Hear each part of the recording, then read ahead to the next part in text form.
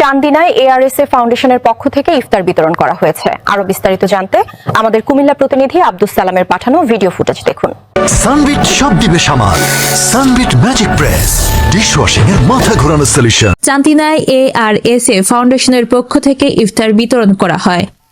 কুমিল্লা জেলা চান্দিনা থানার মাইজখার ইউনিয়নের করতলা গ্রামের বিশিষ্ট ব্যবসায়ী ও সমাজসেবক এআরএসএ ফাউন্ডেশনের চেয়ারম্যান হাজী মোহাম্মদ শফিকুল ইসলাম তার ইউনিয়নের অসহায় মানুষের মাঝে ইফতার সামগ্রী বিতরণ করেন।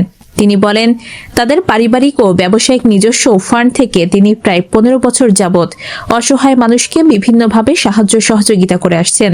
তিনি বলেন, তার ইউনিয়নের মানুষ তাকে সমর্থন করলে তিনি ইউনিয়ন নির্বাচন করবেন এবং চেয়ারম্যান নির্বাচিত হলে তার নিজস্ব ফান্ড ও সরকারি ফান্ড দিয়ে জনগণের পাশে থাকবেন বলে জানিয়েছেন।